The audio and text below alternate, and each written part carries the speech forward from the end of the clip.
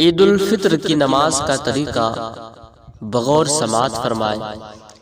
سب سے پہلے آپ اس طرح سے نیت کریں: نیت کرتا ہوں میں نماز عید الفطر کی واجب زائد 6 تکبیروں کے ساتھ واسطے اللہ تعالی کے، پیچھے اس امام کے، منہ میرا کعبہ شریف کی طرف اللہ اکبر کہہ کر کے اپنے ہاتھ کو ناف کے نیچے باندھنا ہے اور ثنا پڑھنا ہے۔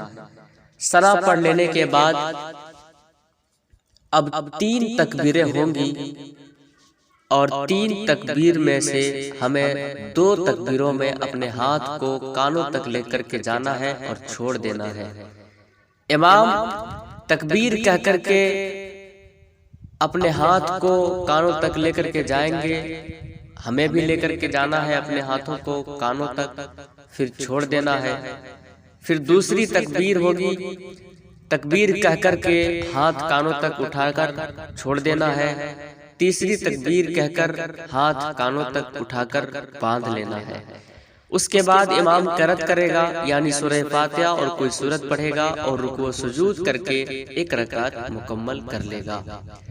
آپ نماز عید الفطر کا ایک طریقہ آپ یاد رکھیں کہ پہلی رکعت میں جو تکبیریں ہوں گی وہ قرأت سے پہلے ہوگی، اور 3 تکبیریں ہوں گی جس میں سے ہمیں 2 تکبیروں میں اپنے ہاتھ کو کانوں تک لے کر کے جانا ہے اور چھوڑ دینا ہے، اور تیسری تکبیر میں ہمیں باندھ لینا ہے۔ اور جو دوسری رکعت میں تکبیریں ہوں گی وہ قرأت کے بعد ہوگی، اور 4 تکبیریں ہوں گی جس میں سے ہمیں 3 تکبیروں میں اپنے ہاتھ کو کانوں تک لے کر کے جانا ہے اور چھوڑ دینا ہے، اور جو چوتھی تکبیر ہوگی وہ ہمارے رکوع کی تکبیر ہوگی۔ اس لیے ہمیں اب رکوع وغیرہ کر کر کے نماز کو مکمل کر لینا ہے۔ تو دوسری رکعت کے لیے جب امام کھڑا ہوگا تو قرأت کرے گا، کوئی سورت سورہ فاتحہ ملائے گا، اس کے بعد پہلی تکبیر کہہ کر کے ہاتھ کانوں تک لے کر کے جانا ہے، چھوڑ دینا ہے۔ دوسری تکبیر کہہ کر ہاتھ کانوں تک لے کر کے جانا ہے، چھوڑ دینا ہے۔